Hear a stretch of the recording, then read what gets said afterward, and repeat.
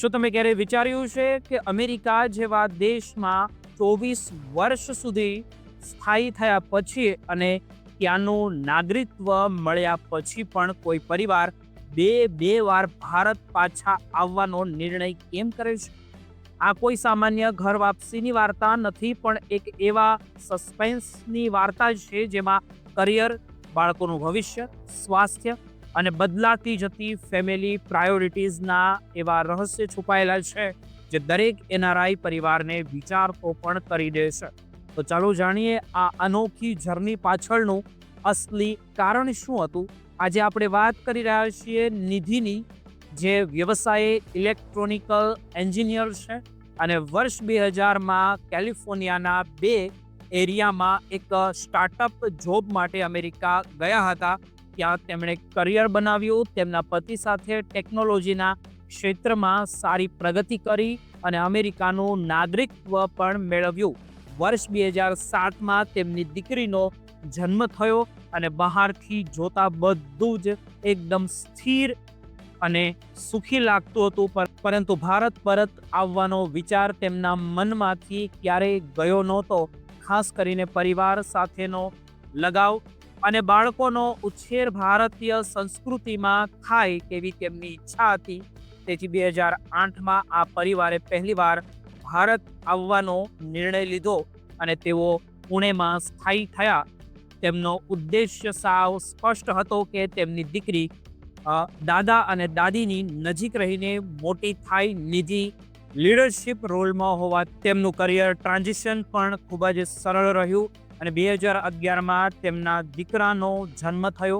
આ સમયગાળા દરમિયાન પરિવારે ખૂબ જ શાંતિ અને કન્ટેન્ટેડ લાઈફ એન્જોય કરી, પણ સાબિત કરે છે કે જો પ્લાનિંગ યોગ્ય હોય તો પ્રોફેશનલ લાઈફ સાથે ઇન્ડિયા રીલોકેશન શક્ય છે, પરંતુ જીવનમાં હંમેશા ધારેલું થતું નથી.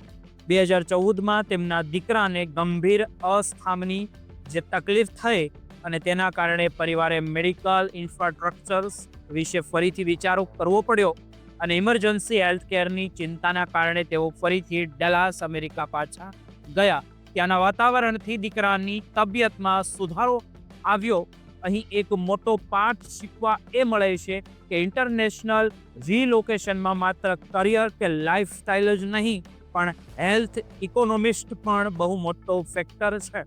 જેમાં તેમણે થોડા સમય માટે વિચાર્યો હતો, પણ તે લગભગ એક દાયકા સુધી ચાલ્યો અને 2020માં ફરીથી ભારત આવવાનું પ્લાનિંગ શરૂ થઈ ગયું. પેન્ડેમિક અને દીકરાના હાઈસ્કૂલના અભ્યાસને કારણે આ નિર્ણય મોકૂફ રાખવો પડ્યો, કારણ કે બાળકોના શિક્ષણની સાયકલ વચ્ચે શિફ્ટ કરવું એ એક મોટો પડકાર હોય છે. આખરે 2024માં પરિવારે ભારત પરત આવવાનો ફાઇનલ નિર્ણય લીધો, પણ આ વખતે તેમણે પ્રેક્ટિકલ એપ્રોચ અપનાવ્યો. નિધિના પતિ અને દીકરો એક વર્ષ પહેલા ભારત આવ્યા જેથી તેઓ એડજસ્ટ થઈ શકે, અને જ્યારે દીકરાએ જે એકેડેમિક અને સોશિયલ લેવલ સારું પરફોર્મ કર્યું ત્યારે આખો પરિવાર અહીં શિફ્ટ થયો. આ એક ફ્રેઝ ટ્રાન્ઝિશનનું ઉત્તમ ઉદાહરણ છે. અત્યારે નિધિ ભારતમાંથી જ એક અમેરિકન કંપની માટે કામ કરી રહ્યા છે.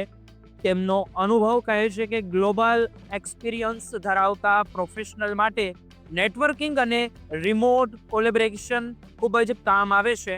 આ સાથે જ એનઆરઆઈ પરિવારો ભારત આવવા પણ માંગે છે. સિટીઝનશિપ સ્ટેટસ અને ટેક્સના, બાળકોના એજ્યુકેશન ડોક્યુમેન્ટ્સ અને હેલ્થ ઇન્સ્યોરન્સ જેવી બાબતોનું એડવાન્સ પ્લાનિંગ પણ કરવું જોઈએ, કારણ કે રીલોકેશન એ માત્ર લાઈફ સેટ નથી કરતું, પરંતુ બધી જ વસ્તુ તમારી અહીંયા સેટ કરવા માટે થયું છે.